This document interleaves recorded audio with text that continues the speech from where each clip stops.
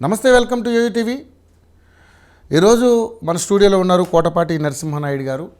ఆయన BJP senior నాయకులు, అదేవిధంగా గల్ఫ్ కార్మికుల సంక్షేమ సంఘం ఫౌండర్ కూడా, అదేవిధంగా తెలంగాణ పసుపు రైతుల సంఘానికి సంబంధించి ఫౌండర్ ఆయన ఇలాంటి ఇష్యూస్ మీద ఎన్నో ఇష్యూస్ మీద గట్టిగా ఫైట్ చేశారు.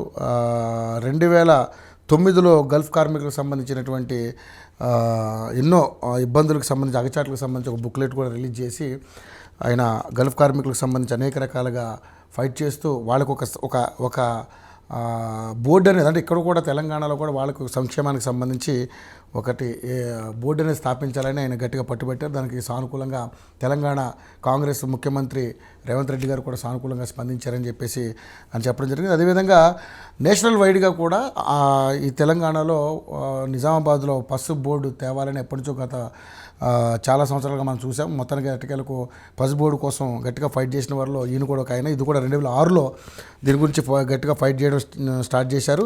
దాని మీద కూడా సానుకూలమైన స్పందన రావాలని గట్టిగా ప్రయత్నం చేస్తూ ఉన్నారు. సో ఇప్పుడు ఆయన స్టూడియోలో ఉన్నారు.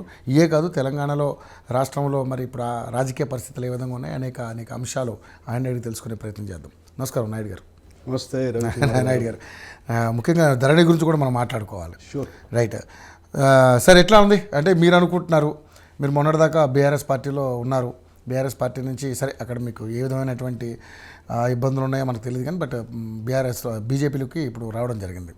సో ఏంటి సార్ ఇప్పుడున్నటువంటి ప్రభుత్వం మీద మీకున్నటువంటి అభిప్రాయం ఏంటి? ఎందుకంటే 10 సంవత్సరాలు అదే పార్టీలో ఉన్నారు, బీఆర్ఎస్లో చూశారు, కేసీఆర్ గారిని చాలా దగ్గరగా చూశారు. మరి ఈరోజు వాళ్ళు ఓడిపోవడానికి గల కారణం ఏంటి, కాంగ్రెస్ గెలవడానికి గల కారణాలు ఏంటి, ఏమనుకుంటున్నారు మీరు, మీ అభిప్రాయం? నమస్తే. ముందుగా మీకు యోయో టీవీ వీక్షకులకు ముఖ్యంగా, సరే మీరు అడిగిన దాంట్లో కేసీఆర్ గారికి నేను కేవలం 6 సంవత్సరాలు ఆయనకు మద్దతుదారుగా ఉన్నా. 6 years. నేను మొదటి నుంచి వాస్తవంగా నేను ఆర్ఎస్ఎస్, ఏబీవీపీ, బీజేపీ 1979 ఆన్వర్డ్స్ నేను బీజేపీలో ఉన్నాను. ఈ పసుపు బోర్డు ఇస్తాలనే దాని మీద నేను డిఫర్ అయ్యి ఫైట్ చేసి చివరికి స్టేట్ పార్టీతోనే హామీతో తేల్చుకుందామని చేస్తే ఆ రోజు వాళ్ళు స్పందించలేదు 2018లో. సో నేను రిజైన్ చేసిన. ఒక పార్టీలో ఉంటూ మేము అంతకుముందు 15 సంవత్సరాలు ఫైట్ చేస్తే రాని పసుపు బోర్డు ఇవ్వలేదు. అది పెద్ద విషయం కాదు, కానీ కావాలని రాజకీయం చేస్తున్నారు. ఆ రోజు కవితను టార్గెట్ చేసిన దాని మీద నేను రాజీనామా చేసిన. సరే చివరికి ఇక మళ్ళీ కవిత, కేసీఆర్, కేటీఆర్ వీళ్ళందరూ ఆహ్వానం మేరకు టీఆర్ఎస్కు మద్దతు ఇచ్చాను. పార్టీలో చేరినా, అక్కడ 2 అసెంబ్లీలు ఇన్ఛార్జిగా ఉన్నా, పనిచేసిన తర్వాత రైతుల కోసం కేసీఆర్ ఏదైతే సంక్షేమ పథకాలు చేపట్టాడో నేను అట్రాక్ట్ అయ్యాను. నిజంగా కూడా రైతు బాగా చేస్తున్నాడు. ఒక పేద రైతు చచ్చిపోతే 5 లక్షలు ఇస్తున్నాడు, రైతు బంధు ఇస్తున్నాడు, మరి ఇరిగేషన్ నీటి సమస్య లేకుండా చేస్తున్నాడు. వీటన్నిటి మీద నేను ఇతర రాష్ట్రాలు, ఒక 10 రాష్ట్రాలు కూడా వెళ్ళి కేసీఆర్ మోడలు దేశవ్యాప్తంగా ఉండాలనే దాని మీద నేను పనిచేశాను. సో నేను డిఫర్ అయింది ఎక్కడంటే చివరికి మళ్ళా మీరు అడిగారు కదా, మళ్ళీ ఇప్పుడు బీజేపీలో ఎందుకు పోవాల్సి వచ్చింది. ఎప్పుడైతే కాళేశ్వరం కూలిపోయిందో నేను నిజంగా కూడా ఆశ్చర్యపోయినా. కాళేశ్వరం అనేది అసలు ప్రపంచంలో అత్యంత బిగ్గెస్ట్ లిఫ్ట్ ఇరిగేషన్ అనేది ఒకటి. తర్వాత అప్లాంట్స్లో 18 లక్షల ఎకరాలకు నీళ్ళు ఇస్తాడు అనేది ఒకటి. తర్వాత ఆల్రెడీ ఉన్న ఇంకొక 18 లక్షల ఎకరాలు ఏదైతే సాగునీటి కింద ఉన్నాయో, మిడ్ మానేర్ కావచ్చు, ఎస్ఆర్ఎస్పి కావచ్చు, ఇవన్నీ కూడా ఒక అనేది ఉండే. కానీ ఎప్పుడైతే అది కూలిపోయిందో నేను నిజంగా కూడా దాని మీద మళ్ళీ స్టడీ చేయడం మొదలుపెట్టి, మరి ఇంత పెద్ద అసలు ఇంత వేగ్గా ఎట్లా కడతారు. తర్వాత ఆయన చెప్పిన దాంట్లో వాస్తవాలు కూడా మెల్లమెల్లగా అన్నీ బయటకు రావడం మొదలైనవి. ఎప్పుడైతే ఓడిపోయిన తర్వాత అంత విస్తీర్ణము లేదు. మనం చూసాం అఫీషియల్గా ఒక ప్రభుత్వం అధికారంలోకి వచ్చాక 1,00,000 ఎకరాలకు దీనికి సాగు లేదు, కొత్తగా ఇచ్చిందనేది బయట పెట్టారు కదా. సో ఇట్లా అనేక విషయాలలో కూడా వాళ్ళు చేసినటువంటి లోపాలన్నీ కూడా ఒకటి బయటపడుతున్నాయి. సో నేను అట్లాంటప్పుడు ఈ పార్టీని ఉండడం కరెక్ట్ కాదు. మనం నిస్వార్థంగా పనిచేస్తున్నాం, రైతుల కోసం, ఏదో రైతులకు బాగు కోసం చేస్తున్నాడు అనే దాని మీద చేశాం. తర్వాత ఈ ధరణిలో కూడా ఏంటంటే లక్షలాది మంది సఫర్ అవుతున్నారు. సో దానికి కనీసం అప్పీల్ చేసుకునేటువంటి వ్యవస్థ కూడా లేదు. ఇప్పుడు ఎవరన్నా ధరణిలో ఆయనకు రావాల్సినటువంటి ఎక్స్టెంట్ లేకపోతే నువ్వు కోర్టుకు పోని పెట్టాడు. నేను కూడా సఫరర్ని ధరణి, దాంట్లో మీరు కూడా ఒక బాధితుడు. నేను సఫరర్ని. నా భూమిని పార్ట్ బి అని పెట్టి దాన్ని ఈ రోజు వరకు కూడా దానికి ఇంకా తేల్చలే. ఓకే. సో అట్లా విభేదించి నేను సరే మళ్ళీ మళ్ళా మొన్న పార్లమెంట్ ఎన్నికలప్పుడు బీజేపీలో చేరడం జరిగింది. సరే ఈ పసుపు బోర్డు ప్రధాన కారణం, నేను పసుపు బోర్డు ఇస్తలేరని బయటకు పోయినా. ప్రధానమంత్రి గారు అక్టోబర్లో మహబూబ్నగర్లో నేషనల్ టర్మరిక్ బోర్డు ప్రకటించారు. మేము దానికోసం చెయ్యని పోరాటం లేదు. ఢిల్లీకి వెళ్ళి 4 సార్లు ధర్నాలు చేసినాం. ఇదే బీజేపీ అగ్రనాయకులందరూ వచ్చారు ఆ రోజు. ఆ ధర్నాలకు ఢిల్లీలో వందలాది మందితోటి నేషనల్ వైడ్ ధర్నా కూడా చేసాం. మొత్తం ముందు నిజామాబాద్ వాళ్ళని తీసుకెళ్ళి 100-150 మంది ధర్నా చేసాం. 2007లో కేసీఆర్ కూడా పూట పిలిచి భోజనం పెట్టాడు. ఆ రోజు అన్ని పార్టీలను కలిసాము. దాని మీద ఫైట్ చేస్తూ వస్తే చివరికి 2019లో నేను వారణాసి పోయి పోటీ చేశాను. 54 మంది రైతులం వెళ్ళి మోడీకి తెలవాలి ఈ విషయము, ఈ సీరియస్నెస్ తెలవాలి. మీరు కూడా ఉన్నారా? వి ఫైల్డ్ నామినేషన్స్. కాదు 54 మంది పోయి అక్కడ పోలీసులు నిర్బంధం వచ్చినప్పుడు కూడా మేము లైన్లో నిలబడి నామినేషన్స్ చేసాం. వారం రోజుల పాటు అది హల్చలు ఇంటర్నేషనల్ లెవెల్లో. అవును తెలుసు. అదే ఎందుకని సో మొత్తం మీద ఏదైనా ఇచ్చారు కదా, పసుపు బోర్డు ఇవ్వనన్నారు. పసుపు బోర్డు ఇచ్చారా, స్పైసీ బోర్డు ఇచ్చారా? అంటే ఇప్పుడు ప్రకటన చేశారు. తర్వాత దానికి అనుగుణంగా వెంటనే మంత్రివర్గంలో చర్చించారు. కేంద్రంలో గెజెట్ ఇచ్చారు. సో ఒకసారి గెజెట్ ఇచ్చినాక దాన్ని అమలు చేయడం. సరే ఇప్పుడు అమలు చేస్తామని అంటున్నారు కాబట్టి నేను ఇంకా మళ్ళీ బయట ఉండడం కరెక్ట్ కాదని నేను బీజేపీ. నాయుడు గారు ఇక్కడ నాకు ఒక విషయం అర్థం కాదు. ఒక అమలు చేసాము, నేను కంపల్సరీ దీన్ని తీసుకొస్తామన్నప్పుడు, అమలు చేసినప్పుడు దాన్ని ఆచరణలో పెట్టడానికి ఎందుకు అంత టైం కాలాతీతం అవుతుంది? వీళ్ళు అంత చేయలేక అంటే చేద్దామలే అనే ఉద్దేశంతో ఉంటారా, లేకపోతే ఎందుకులే ఇప్పుడు అంత మా ప్రకటన ఇచ్చేసాం కదా తర్వాత చూడొచ్చు అనుకుంటారా? ఏంటి కారణం? రెండు ఉంటాయండి. ఒకటి ఏదైనా ఒక ప్రభుత్వము ఒక నిర్ణయం తీసుకున్న తర్వాత దాని విధి విధానాలు ఖరారు చేయడము, లేకుంటే దానికి కావాల్సినటువంటి ఇన్ఫ్రాస్ట్రక్చర్ బిల్డ్ చేయడము, ఇవన్నీ కొంత సమయం పడుతుంది. ఇప్పుడు మనం ఒక విషయాన్ని గుర్తుపెట్టుకోవాలి. 2009లో తెలంగాణ ఇస్తాము అని సరే ఆ రోజు వాళ్ళు ప్రారంభించుంటే 2010లోనో 2011లోనో రాష్ట్రం ఏర్పడేది. వాళ్ళు బ్యాక్ స్టెప్ వేశారు. మళ్ళీ 2014 పోయింది. అది 2014లో మళ్ళీ ప్రకటించినాక మళ్ళీ 5-6 నెలలు పట్టింది. జూన్లో వచ్చింది. ఫిబ్రవరిలో ప్రకటన చేస్తే కొంత ఉంటుంది, ఎక్సర్సైజ్ చేయాలి. కాబట్టి నేను అనుకోవడం పసుపు బోర్డు విషయం కూడా స్వయంగా గెజిట్ కూడా ఇచ్చారు కాబట్టి ఆపకపోవచ్చు, కానీ జాప్యం అయితే జరుగుతుంది. దాన్ని తొందరగా చేయాలనే దాని మీద ఇప్పుడు మేము కూడా పార్టీ మొన్న ఎంపీగా గెలిచినటువంటి అరవింద్ ఏదైతే ఉన్నారో ఎంపీగా, ఆయన పసుపు బోర్డు మీద తెచ్చామనే ఉద్దేశంతో మనం ఆయన మళ్ళీ నమ్మి అక్కడ ఓట్లు వేశారు. 100%. ఆయన ఏంటంటే 2019లో బాండ్ పేపర్ రాసిచ్చాడు. అవును. సరే దాన్ని నిలబెట్టుకోవడం కోసం ఏమైంది, కేంద్రంలో కొత్త బోర్డులు ఇవ్వద్దు, ఉన్న బోర్డులే సరిగా పనిచేస్తలేవు, లేకుంటే ఫండ్స్ మిస్యూజ్ అవుతున్నాయనే దాని మీద ఏదో కారణంతో వాళ్ళు ఆపారు. విధాన నిర్ణయం తీసుకున్నారు. 2017లో నిర్మలా సీతారామన్ పార్లమెంట్లో చెప్పింది, మేము కొత్త బోర్డులు ఏర్పాటు చేసే ఆలోచనలో ఈ ప్రభుత్వం లేదు, మా విధానంలో లేదని చెప్పింది. కానీ ఈయనకి అవన్నీ పెద్దగా స్టడీ చేయకుండా రాసిచ్చాడు పాప. మా ప్రెషర్కో లేకుంటే రైతుల ప్రెషర్కో మొత్తం మీద పసుపు బోర్డు రాసిచ్చి దాన్ని తీసుకురావడం కోసం 5 ఏళ్ళు ఆయన కూడా లాబింగ్ చేశాడు. చేసి అట్ లాస్ట్ ప్రైమ్ మినిస్టర్తో డిక్లేర్ చేయించారు కదా. కారణం ఏదన్నా కావచ్చు, ప్రైమ్ మినిస్టర్ నోటమంటే వచ్చింది కాబట్టి నమ్ముతాం. నమ్మాల్సిందే కదా. నమ్మాల్సిందే. నాకు ఇక్కడ నిజామాబాద్లో నేషనల్ వైడ్గా ఈ స్పైసెస్ బోర్డు పెట్టాలి అని అంటే నిజంగా అక్కడే ఎందుకు పెట్టాలి అంటే ఎక్కువ ఉత్పత్తి అక్కడే జరుగుతుందన్న ఉద్దేశంతో, పంట కూడా ఎక్కువ ఉందనేది.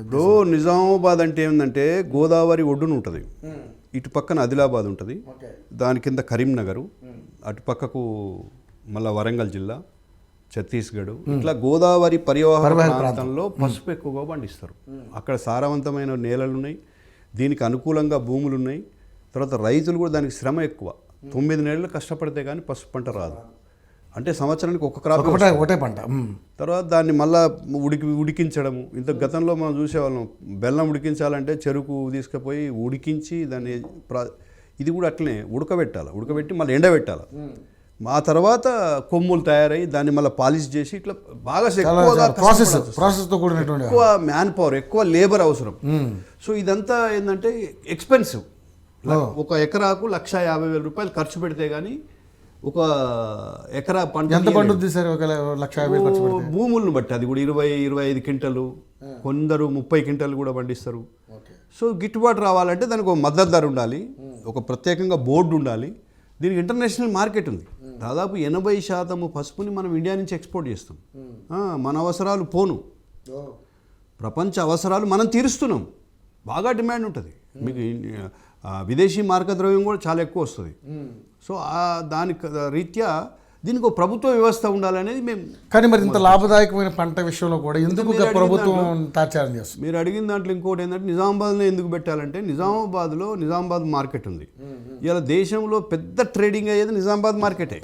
ఓకే, నేను చెప్పాను కదా, ఈ 4 జిల్లాలకు సెంటర్ పాయింట్ నిజామాబాద్. కరీంనగర్ కావచ్చు, పాత కరీంనగర్, వరంగల్, ఆదిలాబాద్, మెదక్, కొన్ని మెదక్ ప్రాంతాల్లో కూడా పండుతుంది. ఇవన్నిటికి కూడా centre point Nizamabad. So Nizamabad రైతులు ఎక్కువ. మీకు ఆ చుట్టుపక్కల 1,00,000 మంది రైతులు ఉంటారు. కాబట్టే నిజామాబాద్ కావాలని ఫైట్ చేశాం. సో మన కేంద్ర ప్రభుత్వం కూడా ఒప్పుకున్నది. అమిత్ షా గారు స్వయంగా చెప్పారు, నిజామాబాద్లోనే మేము హెడ్ క్వార్టర్ పెడతామని మన ఎన్నికల్లో గెజిట్ ఇచ్చారు. కాబట్టి వీఆర్ వెయిటింగ్. సో ముఖ్యంగా చూసుకుంటే మరి ఇక గల్ఫ్ బాధితుల విషయంలో కూడా మీరు రేవంత్ రెడ్డి గారితో మాట్లాడారు. దానికి సంబంధించిన విధి విధానాలు కూడా తెలంగాణలో ఏర్పాటు చేయాలి. ఎందుకంటే మన దేశంలో ఆర్థికంగా వాళ్ళు ఎదుగుదల లేకపోవడం వల్ల ఇతర దేశాలకు వెళ్ళి అక్కడ ఏదో రూపాయి సంపాదించుకుందామని వెళ్తే అక్కడ నానా రకాల అగచాట్లు పడుకుంటా వాళ్ళ ఇబ్బందుల్ని మనం ఈ మధ్యకాలంలో ఒక వీడియోలో కూడా చూసాం. పక్క రాష్ట్రంలో లోకేష్ గారు 2 తీసుకొచ్చారు. ఇక్కడ చాలా ఇబ్బంది పడుతున్నాం, ఎక్కడో తీసుకెళ్ళి ఎడారులు వదిలేశారంట వాళ్ళని.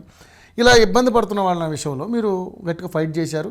అది 2009లో మీరు దానికోసం ఒక బోర్డు లాంటిది ఏమైనా స్థాపించారు ఇక్కడ, అంటే ఫౌండర్ దానికి గవర్నమెంట్ చేయాలి. ఒక వేదిక ఏర్పాటు చేయాలి. ప్రవాస భారతీయుల హక్కులు సంక్షేమ వేదికని. ఓకే, ఈ గల్ఫ్ కార్మికుల కోసం మేము యాజ్ ఎన్జిఓ, లేకుంటే ఎన్జిఓ అని కంటే ప్రభుత్వ సహాయంతో ఏం కాదు, అదే మేము సెల్ఫ్గా ఖర్చు పెట్టి మేము చేశారు. గవర్నమెంట్ ఏ విధంగా స్పందించింది? గవర్నమెంట్లు అంటే ఒక గవర్నమెంట్ కాదు, ఇలా 3-4 గవర్నమెంట్లు మారి. అంటే 2009 నుంచి మరి అంతకుముందు 2009 టీఆర్ఎస్ గవర్నమెంట్ ఉండే కదా. నేను చెప్తాను ఇక 2009లో మొదలుపెట్టినప్పుడు కాంగ్రెస్ ప్రభుత్వం ఉంది. కాంగ్రెస్ ప్రభుత్వం మీద 6 సంవత్సరాలు పోరాటం చేసినాము. కాంగ్రెస్ ప్రభుత్వం స్పందించలేదు. అప్పుడు కొద్దిగా రాజకీయంగా కూడా అస్థిరత్వం ఉండే.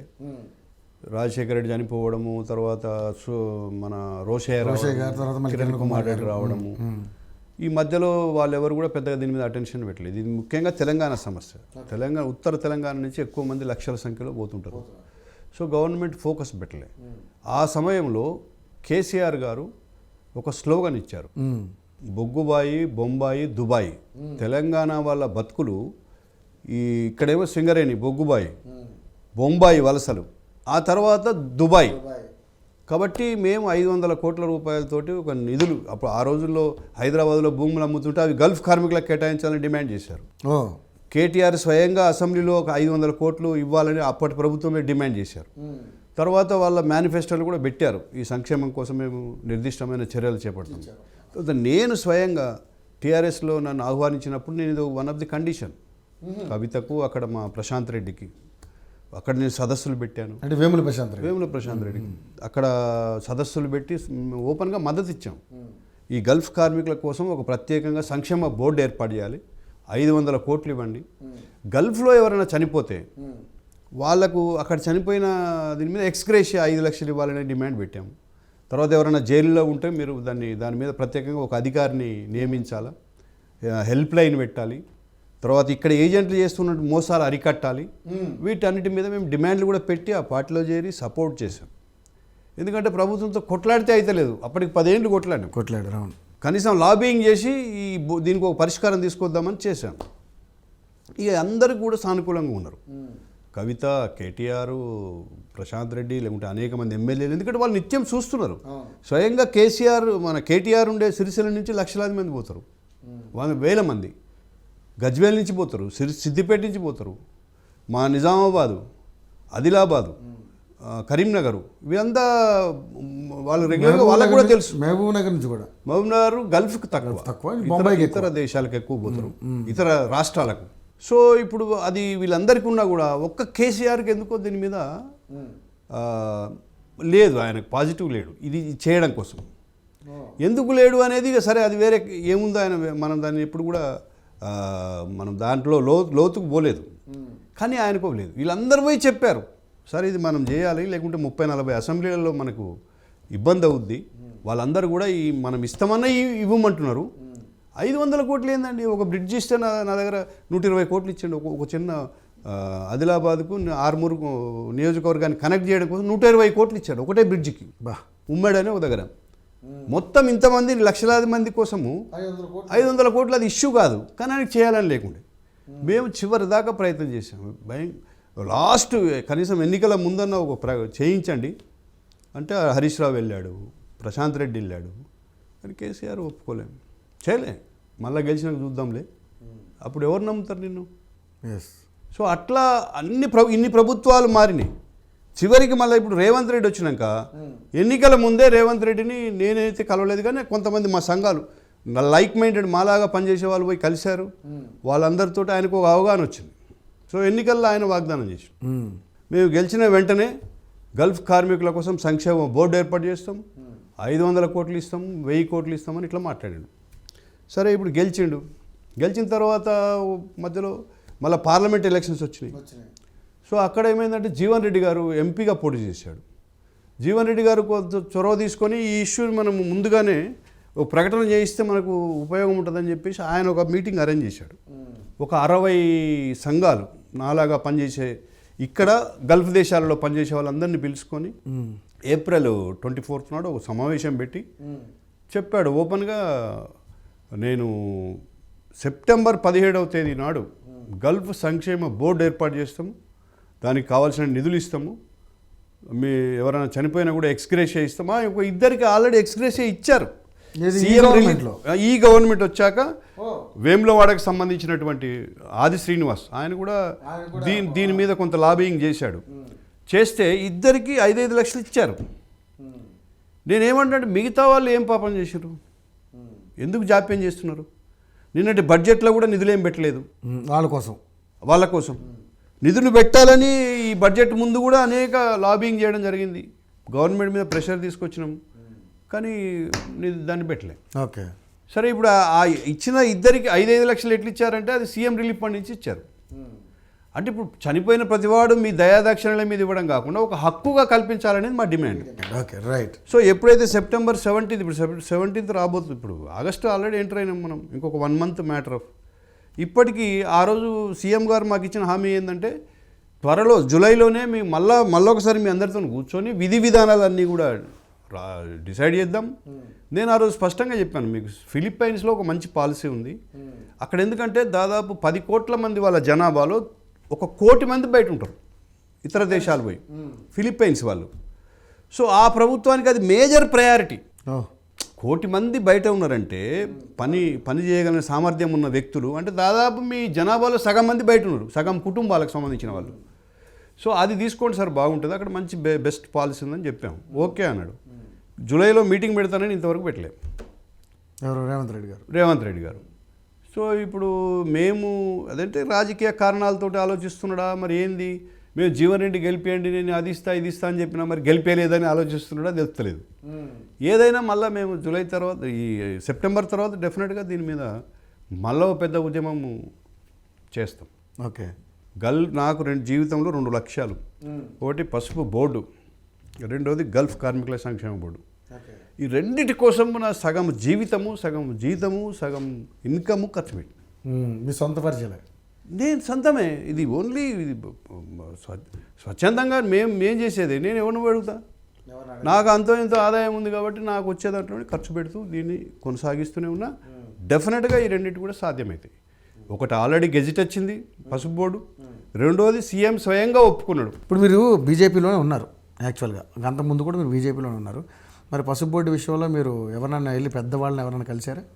పెద్దవాళ్ళు ఏందండి, నేను రాష్ట్రపతిని కలిశాను, అప్పట్లో మన్మోహన్ సింగ్ని కలిశాను, తర్వాత మోడీని కలిశాను. మోడీని కలిశారు? నేను మురళీధర్ రావు గారని నాకు ఆయన బ్యాక్ బోన్ నాకు ఈ ఉద్యమానికి. మురళీధర్ రావు గారు మొదటి నుంచి 2006 నుంచి ఈ ఇష్యూ మీద కలిసి పనిచేసాము. తర్వాత నేను పాదయాత్ర చేశాను 300 కిలోమీటర్లు. అప్పట్లో రాజశేఖర రెడ్డిని కలిశాను, మీకు ఆ బుక్లెట్లో ఉన్నాయి అవన్నీ. తర్వాత ప్రతి ముఖ్యమంత్రిని కలిశాను, అన్ని ఫొటోస్ ఉన్నాయి కదా.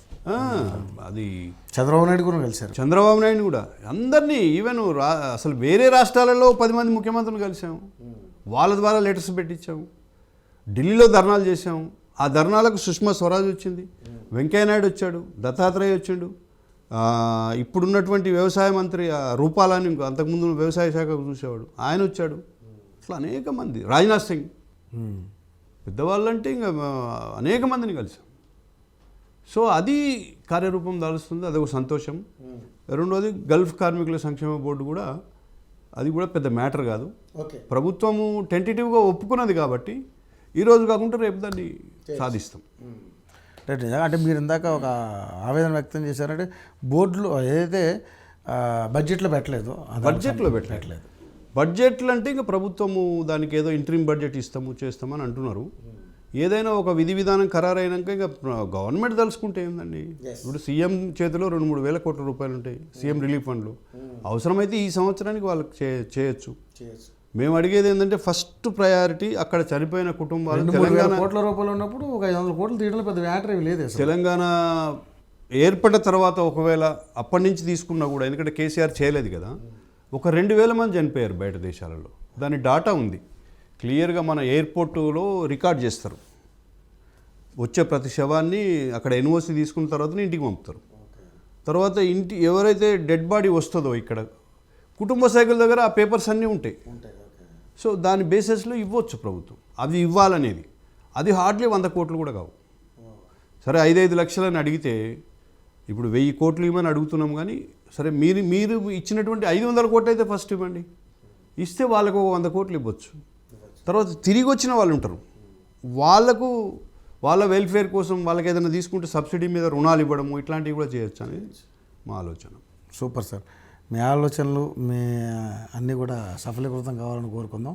ఇక ముఖ్యంగా మీరు చూశారు ఇప్పుడు ఉన్నటువంటి కాంగ్రెస్ గవర్నమెంట్ ఎలా అనిపిస్తుంది? ఎందుకంటే వాళ్ళు ఇస్తానన్నటువంటి 6 గ్యారెంటీలు కావచ్చు, ఈ రుణమాఫీ విషయంలో కావచ్చు, మీకున్నట్టు, ఎందుకంటే ఇప్పుడు మీరు సెంట్రల్లో అధికారంలో ఉన్నారు, నెక్స్ట్ ఇక్కడ అధికారం కోసం ట్రై చేస్తూ ఉన్నారు. ఏంటి మీరేమనుకుంటున్నారు అసలు? సరే, ఇది పూర్తిగా రాజకీయపరమైనటువంటి విషయము. నేను దాన్ని రాజకీయంగా కాకుండా వాస్తవంగా చెప్తాను. ఇప్పుడు కేసీఆర్ గెలిచింది, కేసీఆర్ ఓడిపోయింది. ప్రధాన కారణము ఆయన ఇచ్చిన హామీలు. ఓకే, కేసీఆర్ తెలంగాణ సాధించినప్పటికి కూడా 2014 వరకు కూడా ఆయన పార్టీని పెద్దగా ప్రజల్లో లేదు, పార్టీ లేదు, గెలిచి అధికారానికి వచ్చేంత ఇది లేదు.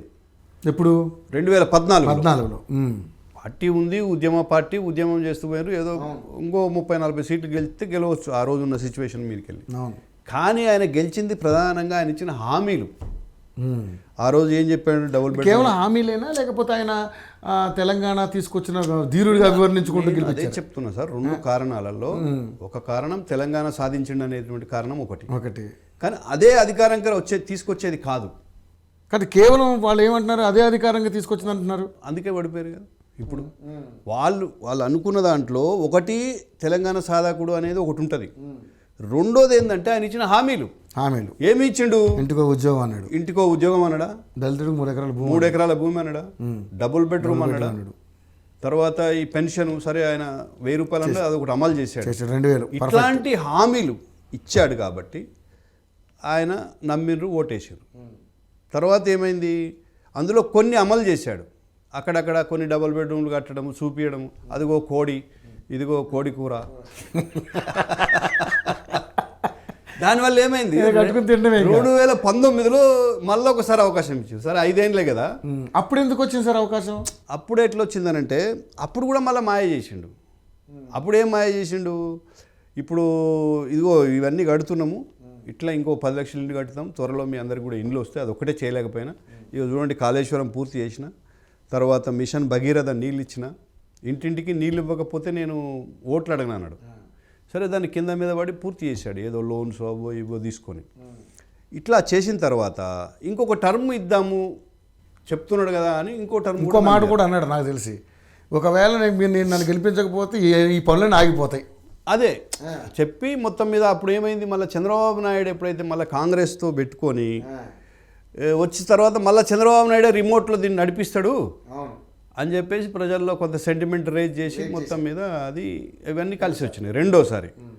ఈ రెండోసారి చూసిన తర్వాత జనాలకు ఏమైపోయింది? ఇవన్నీ కూడా ఈయన ఏది అమలు చేయడు, అన్నీ చెప్తాడు అనే దాని మీద ఈ తర్వాత వ్యవహారము, కుటుంబము, మిగతా వాళ్ళు కరప్షన్స్, ఇట్లా రకరకాల ధరణి, ఇవన్నిటితోటి ఏమైందంటే జనాలలో అమ్మ కేసీఆర్ కేవలం మాటలు చెప్తాడు, ఈయన చెప్పిన ఏ అమలు చేయడం అనేది వచ్చేసింది. సో దానివల్ల అసెంబ్లీ పోయింది. తర్వాత పార్లమెంట్కి వచ్చేసరికి ఇంకా ఘోరంగా 15-16% తీసుకొచ్చారు. సో ఈరోజు కాంగ్రెస్ ఉంది, బీజేపీ ఎమర్జ్ అయింది. బీజేపీ ఎట్లా ఎమర్జ్ అయింది? సగం పార్లమెంట్ సీట్లు గెలుచుకున్నారు. నెంబర్ 1, 8 మంది శాసనసభ్యులు గెలిచారు. తర్వాత 35% ఓటింగ్ వచ్చింది బీజేపీకి 40%తో కాంగ్రెస్ వచ్చింది. కాంగ్రెస్కు రెండోసారి మళ్ళీ రాదు అవకాశం నాకు తెలిసినంతవరకు. ఎందుకు? నేను ఇందాక చెప్పినట్టుగా కేసీఆర్ ఎక్కడైతే ఫెయిల్ అయ్యిండో ఇచ్చిన హామీలు అని, ఇంకొక విషయాన్ని మర్చిపోయినా, 2019లో గెలిచిన తర్వాత కేసీఆర్ అవి కనీసం ఆ హామీలు అమలు చేస్తే సరిపోయేది. మరి కొత్త హామీలు ఇచ్చారు. దళిత బంధాన్ని పెట్టాడు, బీసీ బంధాన్ని పెట్టిండు. ఊరికి ఒకడికో ఇద్దరికో ఇస్తే వాళ్ళు మిగతా వాళ్ళు ఊరుకుంటారా? దళిత బంధు అంటే అక్కడ ఈటల రాజేందర్ గారిని ఓడించడం కోసం ఏదో ప్లాన్ చేశాడు కదా. నా పాయింట్ ఏంటంటే, అవును, ఆయన ఇచ్చిన హామీలే గెలిపించినాయి, మళ్ళీ హామీలే ఓడగొట్టినాయి. సేమ్ కాంగ్రెస్ కూడా అది అప్లై అవుతుంది. కాంగ్రెస్ ఏదైతే ఇప్పుడు ఇచ్చిన హామీలు అమలు చేయడం సాధ్యమే కాదు. 6 గ్యారెంటీలు కానే కావు. నేను చెప్తానండి, ఒక ఉచిత బస్సు అన్నాడు. ఉచిత బస్సు కూడా ఇప్పుడు ప్రయాణించడం కోసం మహిళ రోడ్డు మీదకి వస్తుందండి, ఆమెకు బస్సు దొరకాలా లేదా? మీరు ఇవాళ పోయి చూడండి, మళ్ళీ అన్ని ఆటోలు కిటకిటలు ఆడుతున్నాయి. ఎందుకంటే వాళ్ళు ఎక్కితే సీట్లు లేవు, జుట్లు పట్టుకోవాలా, ఈ సెల్ ఫోన్ పోతుందో తెలియదు, పర్స్ పోతుందో తెలియదు. అంటే తగినన్ని బస్సులు ఏర్పాటు చేయకుండా, ఆ ఫ్రీక్వెన్సీ పెంచకుండా నువ్వు స్కీమ్ అనౌన్స్ చేసినావు, ఎట్లా వర్కౌట్ అయింది? కాబట్టి మిగతా హామీలు ఇంకా ఒకటి 500 రూపాయల సిలిండర్ అన్నాడు, కొందరికి ఇస్తున్నాడు. 200 యూనిట్లు విద్యుత్ అన్నాడు, కొందరికి ఇస్తున్నాడు. అందరికీ చేయడం సాధ్యం కాలేదు, చేయలేడు. తర్వాత ప్రతి మహిళకు 2500 అన్నాడు. అవును, అది ఇంతవరకు స్టార్ట్ చేయలే. ప్రతి మహిళకు స్కూటీలు అన్నాడు, స్కూల్ పిల్లలకు ఇస్తున్నాడా? నిరుద్యోగ భృతి అన్నాడు, 4000 రూపాయలు, 2 లక్షల ఉద్యోగాలు అన్నాడు. కాబట్టి ఈ హామీలే ఈ ప్రభుత్వానికి మళ్ళీ మ్యాండేట్కు రాదు. కానీ మరి వాళ్ళు చెప్తారులే, 10 సంవత్సరాలు మీ అధికారంలో ఉంటామని చెప్తారులే. కానీ బట్ ఒక్కటేందంటే, ఏ మాటకు ఆ మాట చెప్పుకోవాలంటే, కేసీఆర్ జుట్లకి వెళ్ళిండు రేవంత్ రెడ్డి. అంతేనా?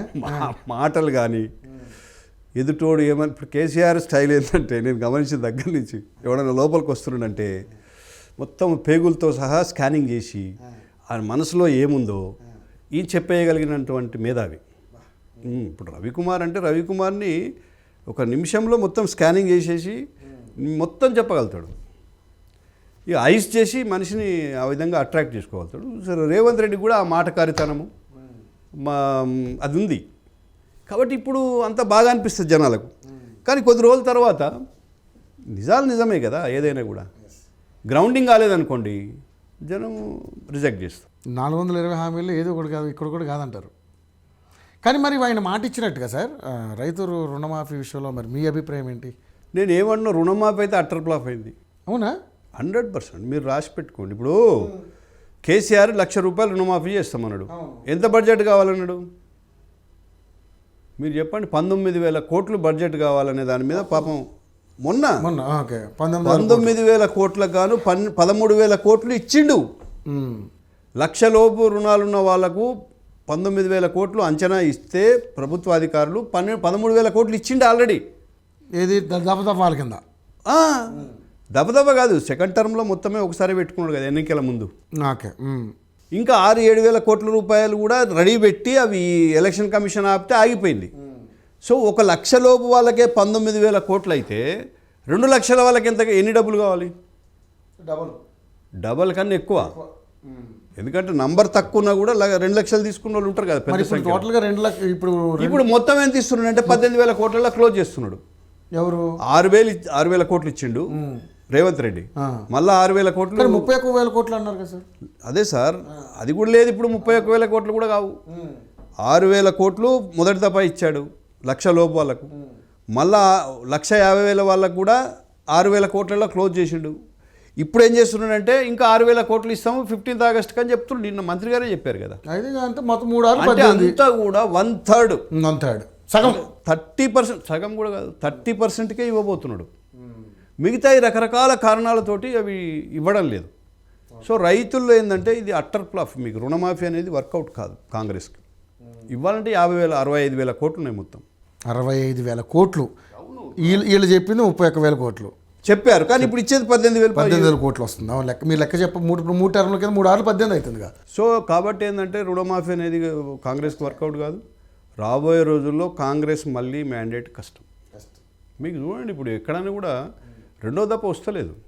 మీకు ఏ రాష్ట్రం అని తీసుకోండి. చాలామంది మాట్లాడుకుంటున్న అంశం కూడా, ఎందుకంటే మన విద్యార్థుల విషయంలో కూడా జరిగింది.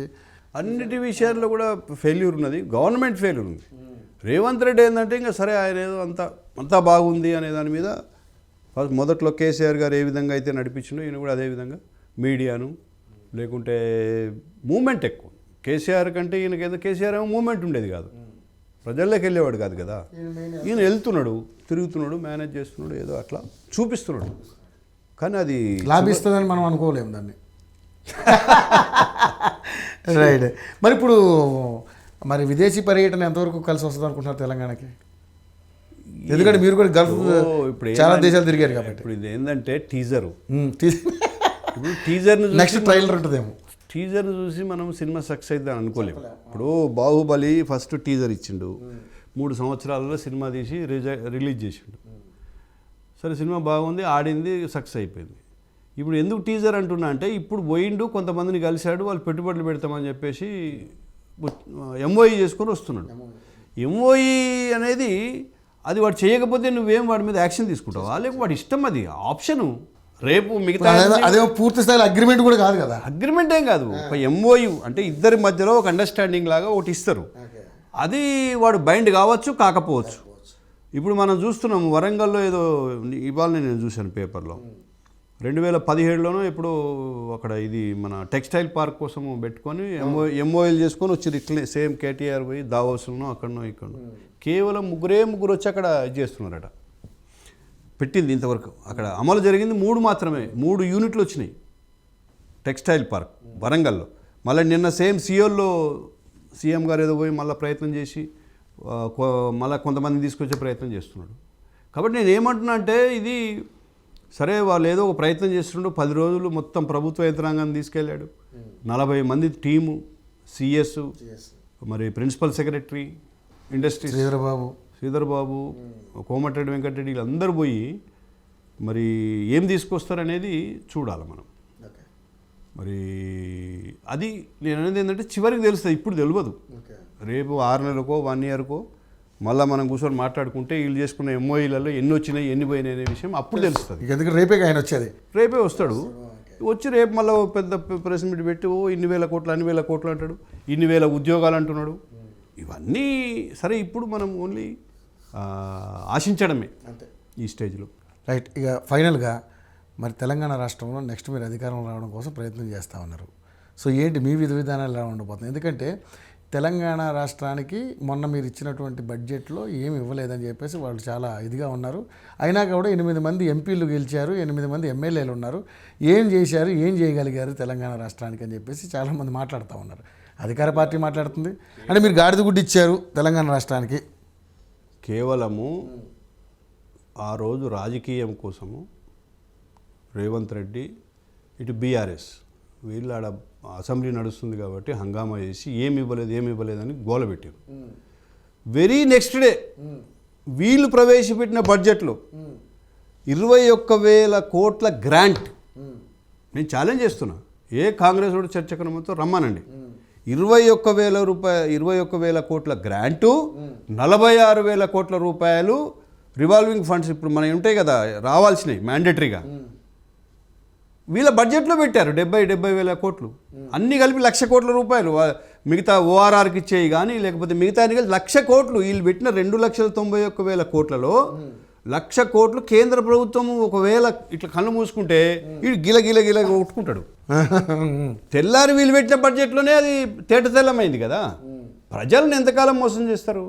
కానీ ఏమి ఇవ్వలేదు, ఎందుకు ఇవన్నీ చెప్పుకోవడం మీరంటే ఇవన్నీ ఏందంటే మీరు చెప్పుకోవడం ఎక్కడ ఫెయిల్ అవుతున్నారు సార్. ప్రజలను నమ్మించడం కోసం వీళ్ళు ఏం చేశారంటే అగో చూసిర్రు ఆంధ్రప్రదేశ్కు 15,000 కోట్లు ఇచ్చిర్రు, అది డైవర్ట్ చేస్తారు. ఆడ 15 అనిపించినాయి, నీకు ఇచ్చినవి నువ్వు దాచిపెట్టుకున్నావు. మేము చెప్పేది మేము చెప్తున్నాం. ఆ రోజు కూడా మా నాయకులు అందరూ చెప్పిండ్రు, ప్రెస్ మీట్ పెట్టిండ్రు, చెప్పారు. కానీ ఎప్పుడైతే వీడు బడ్జెట్ పెట్టినాక తేటతెల్లం అయిపోయింది, అది ఆగదు కదా. కాబట్టి ఏమి ఇవ్వలేదనేది కరెక్ట్ కాదు. ఇప్పుడు కేంద్రంలో ఒక పాలసీ ఉందండి, అంటే ఓవర్గా అన్ని స్టేట్ల మీద వచ్చింది తప్పితే తెలంగాణకి ప్రత్యేకంగా అదే నేను ఏమి ఇవ్వలేదు. తెలంగాణకి 21,000 కోట్లు ప్రత్యేకంగా గ్రాంట్ కింద ఇచ్చారు. గ్రాంట్ అనేది కేంద్ర ప్రభుత్వం అనుకుంటే వచ్చేది, అది హక్కు ప్రకారం వచ్చేది కాదు. ఇప్పుడు వాళ్ళకి ఇచ్చింది కూడా అట్లే గ్రాంట్, ఎవరికి? ఏపీకి కూడా అది గ్రాంట్. లేకపోతే అక్కడ ఏంటంటే బీహార్కు వీళ్ళకి ఏంటంటే అది మెన్షన్ చేశారు స్టేట్ పేరు. ఇప్పుడు అట్లనే ఇప్పుడు మన బడ్జెట్ పెట్టారు, ప్రతి జిల్లా పేరు పెడతారు. ఏమన్నా ఆ శాఖకి ఇస్తారు, శాఖ ఆ జిల్లాలకు ఇస్తుంది. ఇక్కడ కూడా అంతే కదా. అది చెప్పడంలో ప్రజలు ఆ రోజు ఏదైతే వీళ్ళు దుమారం లేపడం వల్ల కొంత నెగిటివ్ ప్రచారం జరిగింది, కానీ వాస్తవం కాదు. కాబట్టి రాబోయే రోజుల్లో ఎట్టి పరిస్థితుల్లో బీజేపీలో ఉన్నటువంటి ఇలా ఒక సిస్టమేటిక్ వేలో, కుటుంబ పార్టీ కాదు, పార్టీ ఒక సిద్ధాంతపరమైన పార్టీ. ఇవాళ 15 సంవత్సరాల దగ్గర 12 సంవత్సరాల నుంచి 11 సంవత్సరాల నుంచి మోడీని చూస్తున్నారు, కేంద్రంలో పరిపాలన చూస్తున్నారు, జీరో కరప్షన్. మీకు ఒక్క మంత్రి మీద ఏదన్నా స్కామ్స్ వచ్చినాయా? ఎక్కడ ఆస్కారమే లేదు. కేవలం రాజకీయం కోసం వీళ్ళు ఏదైనా మాట్లాడినా కూడా ప్రజలకు ఆ క్లారిటీ ఉంది. రేపు రాబోయే రోజుల్లో కూడా బీజేపీ అయితేనే ఈ రాష్ట్రాన్ని కూడా డబుల్ ఇంజన్ సర్కార్ వస్తేనే ఇది ఇంకా బాగా డెవలప్ అయింది అనేది ఉంది. ఇట్లాంటి కుటుంబ పాలన ఉండదు, అవినీతికి ఆస్కారం ఉండదు, ఒక సిస్టమేటిక్గా రన్ చేసి. బయట చాలా మనకు వస్తున్నటువంటి వార్తలు ఏంటంటే, వినిపిస్తున్నటువంటిది ఒక వైరల్ అవుతున్న వార్త, బీజేపీలో బీఆర్ఎస్ విలీనం అవుతుంది అనేది పెద్ద ఎత్తున జరుగుతుంది. ఎందుకంటే కవిత ఇప్పుడు అరెస్ట్ అయింది కాబట్టి కవితను ఫస్ట్ బయటికి తీసుకురావాలి అనేది, ఇది ఊహాజనితమా లేకపోతే నిజంగా జరుగుతున్నటువంటి అంశాలు అర్థం కావట్లేదు. కానీ బట్ ఇదైతే బాగా వినిపిస్తుంది సార్. దాని మీద మీకున్నటువంటి అభిప్రాయం ఏంటి? నేనైతే అది 100% కేవలం మీడియా సృష్టి తప్పితే వీళ్ళకంత సీన్ లేదు. ఇప్పుడు ఆ పార్టీని చేర్చుకోవడం వల్ల బీజేపీకి లాభం అవుతుందని నేనైతే అనుకోవడం లేదు. ఎమ్మెల్యేలు వచ్చినంత మాత్రాన పార్టీ పెరిగేది ఉంటే టీఆర్ఎస్ శాశ్వతంగా ఉండాలి ఇక్కడ అధికారం. ఇప్పుడు మీకు టీఆర్ఎస్ గెలిచింది 63 అయితే వాడో వీడో అన్ని పార్టీలు వచ్చి చేరి 105 మందికి ఎమ్మెల్యేలు అయినరు. మరి మొన్న ఎందుకు అధికారం రాలేదు? ఇప్పుడు కూడా సపోజ్ టీఆర్ఎస్ నుంచి 20 మంది వస్తారు అనుకోండి ఎమ్మెల్యేలు, ఆ ఎమ్మెల్యేలు రేపు మళ్ళీ గెలవాలని ఏముంది? 88 సార్ మనకు గెలిచింది వాళ్ళు. మొన్న 1988 కానీ మొదట్లో 63 14లో. నేను 14 సంగతి చెప్తున్నా. 88 గెలిచినా మళ్ళీ కాంగ్రెస్ పార్టీని తీసుకుంటేవి, మళ్ళీ మిగతా టీడీపీ మిగతా ఏ పార్టీ లేకుండా చేసినాం. కాబట్టి అది ఎమ్మెల్యేలు రావడం వల్ల ఇప్పుడు రేవంత్ రెడ్డికి కూడా ఆ ఎమ్మెల్యేలు వచ్చినంత మాత్రాన రేపు మళ్ళీ గవర్నమెంట్ వస్తుందని గ్యారంటీ లేదు, వాళ్ళే గెలిచేది గ్యారంటీ లేదు. కాబట్టి ఏంటంటే బీజేపీకి అయితే ఆ స్కోప్ ఇవ్వరు. వీళ్ళు ఏంటంటే ఇక్కడ మీడియా ఇవన్నీ కూడా సృష్టిస్తారు. తర్వాత టీఆర్ఎస్ కూడా ఒక పార్టీగా మనుగడ లేదనుకోండి, వాళ్ళకి ఏం విలువ ఉంటుందండి? విలువ ఉంటుంది. ఇంకా ఒక్కసారి కేవలం ఏదో కవిత కోసము, కవిత ఇవ్వాలి కాకుండా బయటకు వస్తుంది. కోర్టు కూడా ఇప్పుడు నిన్న చూడలే, శిశుడే బయటకు వచ్చాడు, ఇంకో 3 నెలలు, ఇంకో 2 నెలలు, ఇంకో నెల. ఇప్పుడు ఆల్రెడీ సుప్రీంకోర్టులో కూడా బెయిల్ పెట్టారు. అది ఒక ప్రొసీజర్. అది అచ్చా దాంట్లో బీజేపీ ఏం చేస్తాడు నాకు చెప్పండి? ఆ జడ్జికి పోయి చెప్తుందా నువ్వు బెయిల్ ఇవ్వమని? ఎందుకంటే ఈ వ్యవస్థలన్నీ మెయింటైన్ చేస్తుంది బీజేపీ అని అంటున్నారు కదా. ఇప్పుడు ఏదైనా ఈ రోజు కూడా మనం ఒప్పుకొని తీరాలా. సుప్రీంకోర్టు కానీ మిగతా కోర్టులన్నీ కూడా ఇండిపెండెంట్గా పనిచేస్తాయి. కోర్టు అవి కూడా ప్రభుత్వం చెప్తే వింటుందని అనుకోవడం తప్ప. మనము ఆ వ్యవస్థను అవమానించడం. వ్యవస్థలు అంటే ఇప్పుడు దర్యాప్తు సంస్థలు ఉంటాయి, వాటి పని అవి చేస్తాయి. అంతేగాని బీజేపీ ఇన్వాల్వ్ అయ్యి కాంగ్రెస్ వాళ్ళు గతంలో చేసేది అందరూ అట్లే చేస్తారనేది వాళ్ళ ఆరోపణ. అది తప్పు. బీజేపీ బీఆర్ఎస్ కలిసే సమస్య లేదు.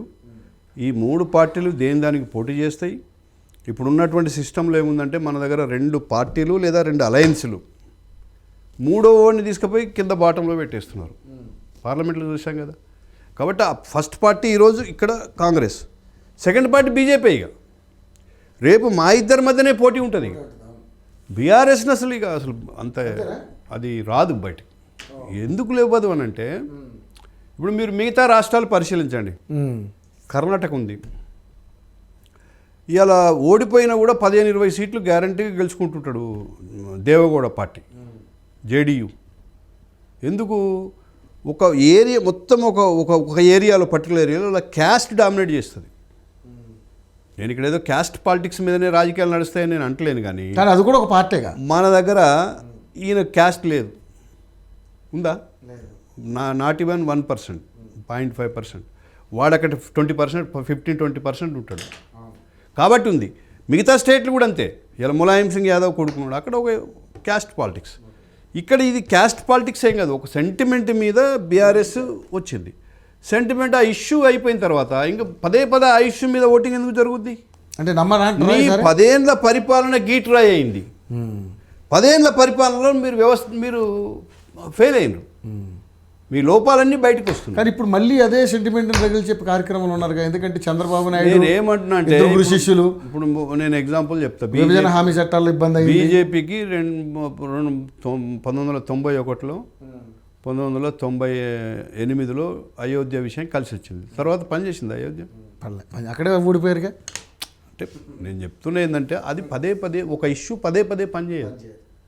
ఆల్రెడీ టీఆర్ఎస్కి ఒకసారి ఇచ్చారు, 2 సార్లు ఇచ్చారు మ్యాండేటు. ఆ సెంటిమెంట్ మీద ఇచ్చారు కదా. ఇక నువ్వు సెంటిమెంట్ అడ్డం పెట్టుకొని నేను పెరుగుతా, నా కుటుంబం పెరుగుతుంది, నా మనమల్ని పెరగాల, మేము మాత్రం లక్షల కోట్లు సంపాదించుకుంటాం, మీరు గదే కోసి పెట్టుకోర్రి అంటే కానీ సార్ ఇక్కడ మీరు అవునన్నా కాదన్నా సెంటిమెంట్కి ఇంకా పడిపోయే జనం ఈ తెలంగాణలో ఉన్నారని నా అభిప్రాయం. కొంత పర్సెంటేజ్ ఉంటుంది కానీ ఇప్పుడు లేరు నాకు తెలిసి. ఆ ఉద్యమకారులందరూ వ్యతిరేకిస్తున్నారు. ఇప్పుడు ఏం చేసినావు? ఉద్యమకారులందరినీ దూరం చేసుకున్నావు కదా, నీ వెనుక ఎవరున్నారు? కాబట్టి ఇప్పుడు అంతా బీజేపీ వైపు ఆలోచిస్తున్నారు. 100% బీజేపీకి భవిష్యత్తు. ఓకే, కానీ నా ఉద్దేశం ఏంటంటే బీజేపీకి గత 10 సంవత్సరాలు ఓకే బాగానే ఉంది. ఆ 10 సంవత్సరాల వ్యతిరేకత మొన్న కొంత సీట్లు తగ్గడానికి, ఎందుకంటే మీరు 400 పార్ అన్నారు. ఈరోజు ఎన్డీఏ సపోర్ట్ చేస్తేనే కానీ మీరు అధికారంలో రాలేకపోయినటువంటి పరిస్థితి. రేపు మళ్ళీ అటువంటి పరిస్థితి ఉంటుందంటారా? ఇప్పుడు మీకు ఎప్పటికప్పుడే ఉంటుందండి ఆ ఎలక్షన్. అది ఆ ఎలక్షన్లో రకరకాల ఇష్యూస్లలో కొన్ని ఇప్పుడు సపోజ్ యూపీ ఉంది, మాకు ఒకప్పుడు 65 సీట్లు 70 సీట్లు వచ్చినాయి, మొన్న తగ్గినాయి. కారణం ఏంటంటే ఎప్పుడు అంతకుముందు వచ్చినప్పుడు ఎందుకు వచ్చినాయి అది విశ్లేషించాలి ఫస్ట్. అంతకుముందు వచ్చినప్పుడు బీఎస్పీ వేరే పోటీ చేసింది, కాంగ్రెస్ వేరే పోటీ చేసింది, సమాజ్వాదీ వేరే పోటీ చేసింది. మా అగెనెస్ట్ ఓట్లు, మాకు ఆ రోజు వచ్చిన ఓట్లు మొన్న వచ్చినాయి. ఓకే, 40% దగ్గర మాకు మొన్న కూడా వచ్చినాయి. మిగతా 60% అంతా కూడా మొన్న యునైట్ అయ్యారు. బీఎస్పీ వీక్ అయిపోయింది, సమాజ్వాదీ కాంగ్రెస్ కలిసి వచ్చింది. అట్లా ఒక్కొక్క ఎన్నికల్లో ఒక్కొక్క ఇది పనిచేస్తుంది. రేపు మళ్ళీ అట్లనే సిచ్యువేషన్ ఉంటుందనేది చెప్పలేం కదా. మొన్న ఆమ్ ఆద్మీ పార్టీ కలిసింది, కలిస్తే కూడా ఏమైంది? ఢిల్లీలో 7 సీట్లు బీజేపీ గెలిచిందా లేదా? అట్లా ఒక్కొక్క సందర్భాన్ని బట్టి ఒక్కొక్క ఇష్యూస్. మొన్న రైతు ఉద్యమాలు కొంత ఎఫెక్ట్ అయింది, కొన్ని క్యాస్ట్ పాలిటిక్స్ నడిచినాయి. సో ప్రతిసారి అట్లే ఉంటుందని ఏం లేదు. Right sir, thank you so much. అనేక అంశాల మీద మనం చర్చించాం. మళ్ళీ ఇంకోసారి హాట్ టాపిక్ మీద మళ్ళీ చర్చిద్దాం. Thank you so much. Thank you for giving opportunity. Thank you Ravikumar. So ఇదండి పరిస్థితి. కోటపాటి నరసింహనాయుడు గారు ఎన్నో ఏళ్ళుగా ఇటు రైతాంగం కోసం కష్టపడుతున్నారు, అదేవిధంగా గల్ఫ్ బాధితుల కోసం కష్టపడుతున్నారు. ప్రభుత్వం ఇప్పటికైనా సానుకూలంగా స్పందించి మరి రేవంత్ రెడ్డి ప్రభుత్వం గల్ఫ్ కార్మికుల కోసం ఒక బోర్డు ఏర్పాటు చేసి, అదేవిధంగా సెంట్రల్ గవర్నమెంట్ ఏదైతే పసుపు బోర్డు కూడా ఏర్పాటు చేసిన మాట ఇచ్చింది. కాబట్టి ఈ రెండు సాధ్యం కావాలని కోరుకుందాం. Thank you so much.